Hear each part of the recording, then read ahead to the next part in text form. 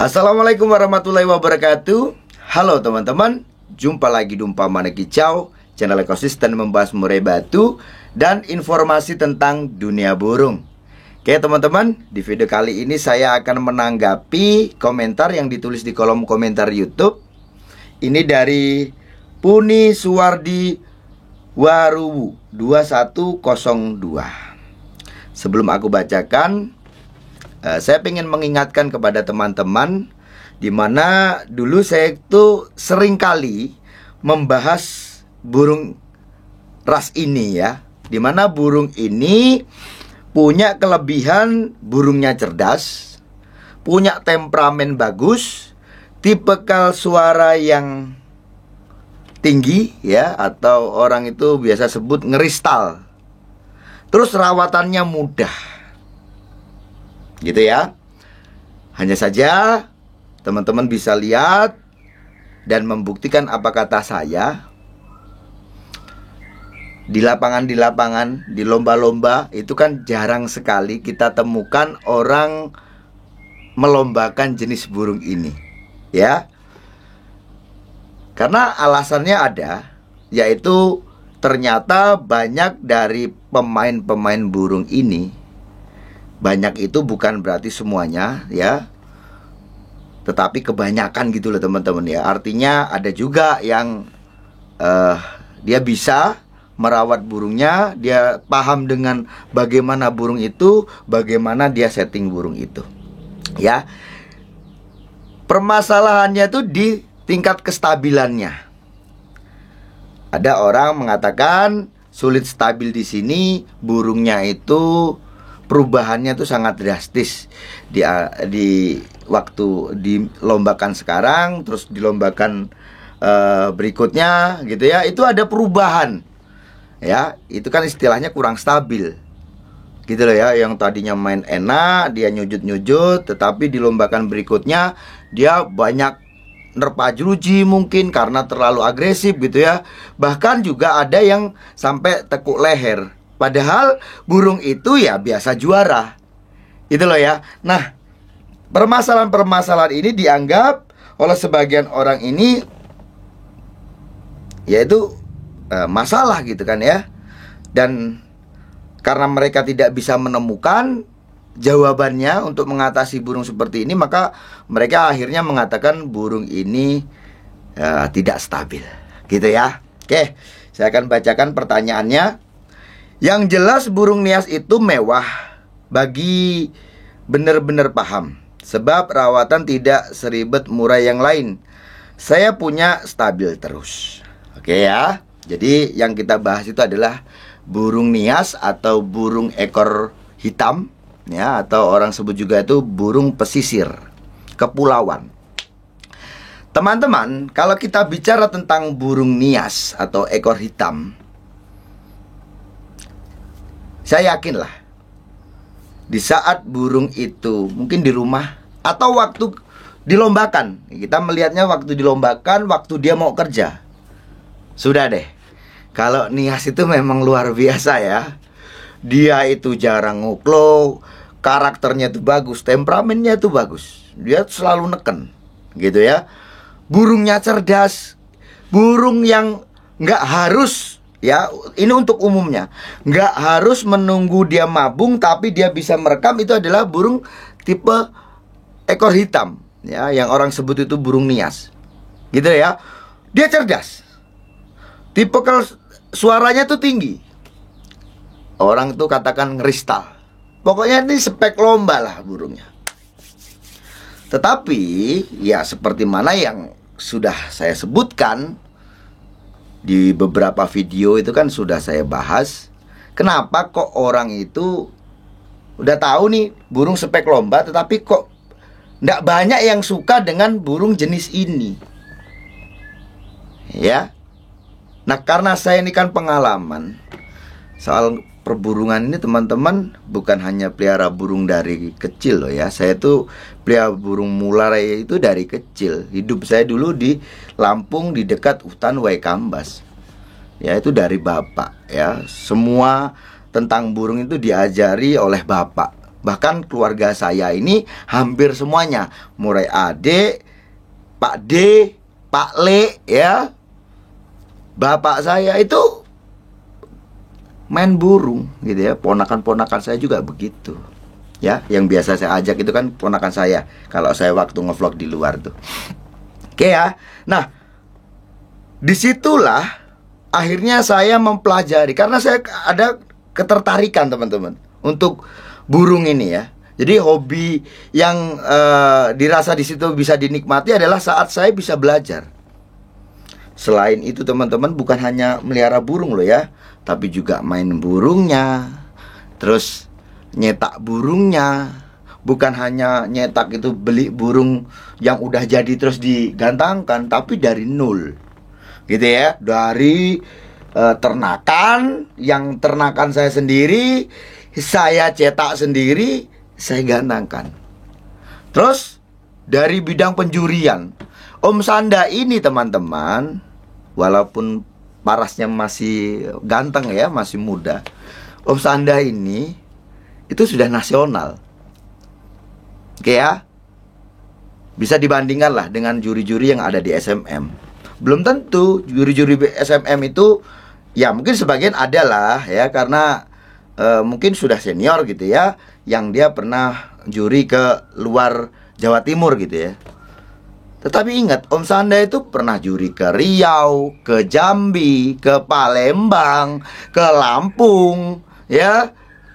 Di Jakarta itu hidup hampir 4 bulan kalau nggak salah di sana itu ya, di Depok itu. Terus di Pontianak. Itu waktu menjuri. Terus naik ke IP.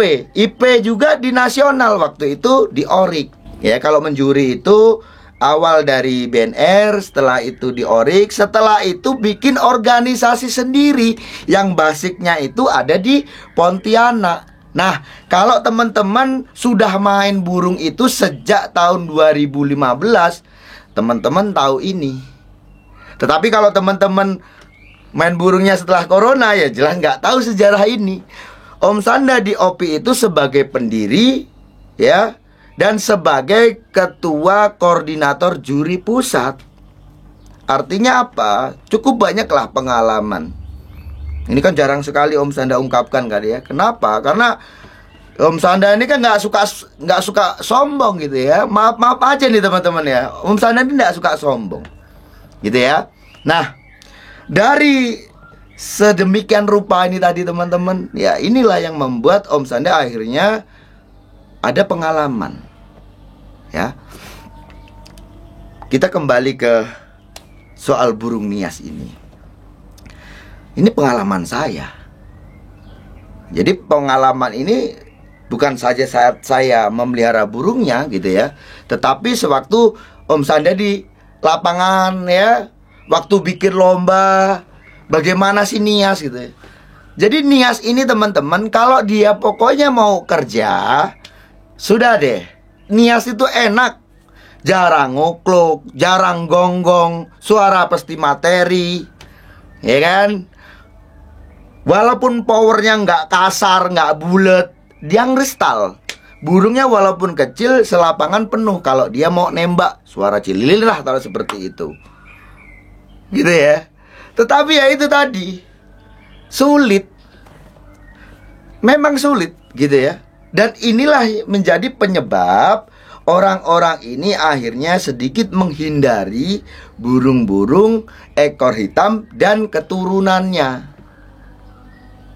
Oh, berarti burung jelek? Enggak juga. Om Sanda enggak pernah mengatakan ini jelek, ini bagus.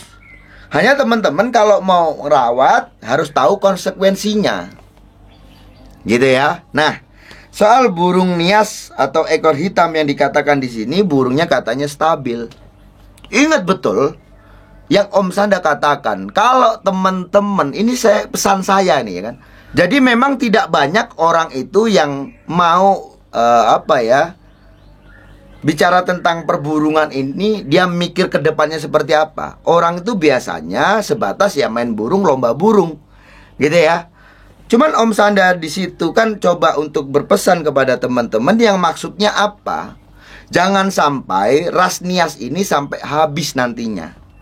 Karena memang Nias ini ada, yaitu tadi loh, kelebihan-kelebihannya. Walaupun toh dia memang ada kekurangan. Nah, dan untuk menutupi kekurangan itu bagaimana? Ya caranya disilangkan.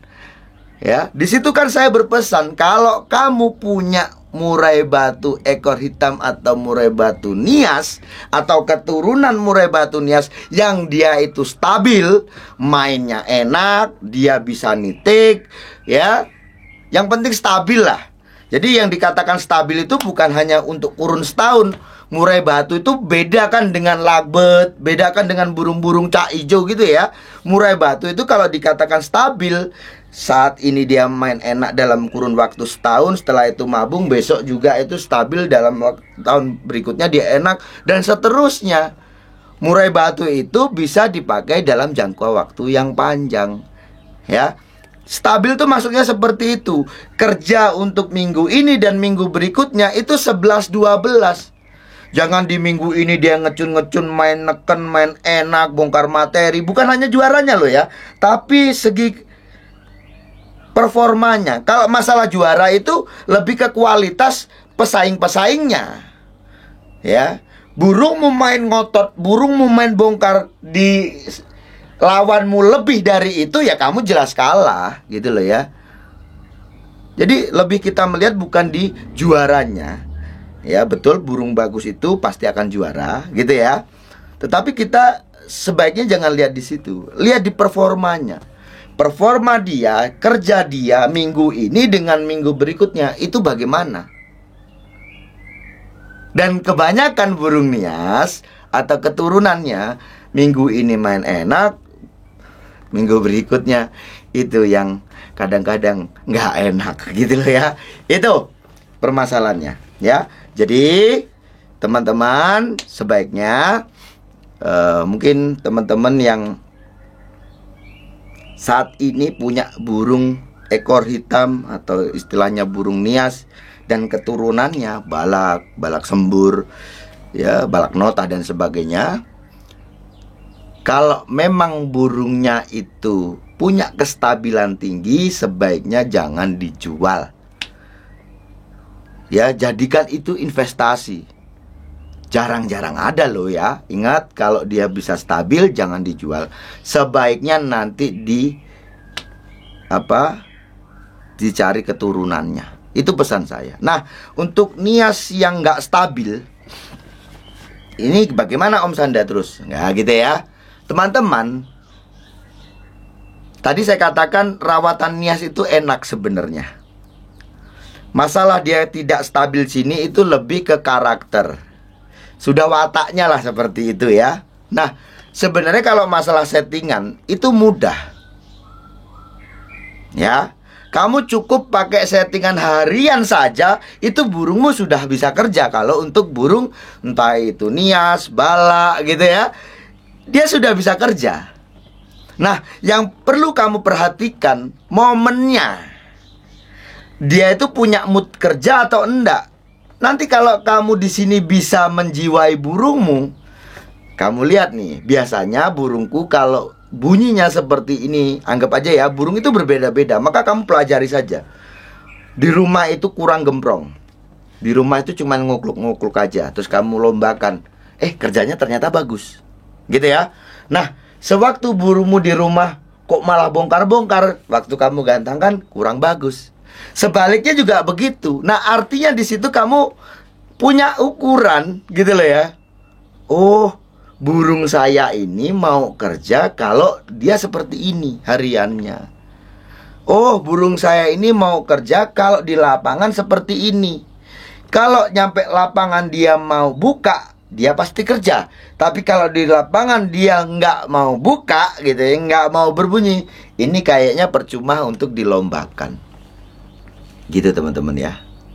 Saya rasa teman-teman paham lah. Dan sangat mudah untuk memahami apa yang saya katakan ini ya. Jadi sebaiknya kalau teman-teman pingin paham betul ya, seharusnya itu bukan hanya sepotong-potong untuk melihat isi videonya. Nanti kalau sepotong-potong akhirnya ada komen, wah, Nias itu bagus Om Sanda, oh Nias itu begini, Nias itu.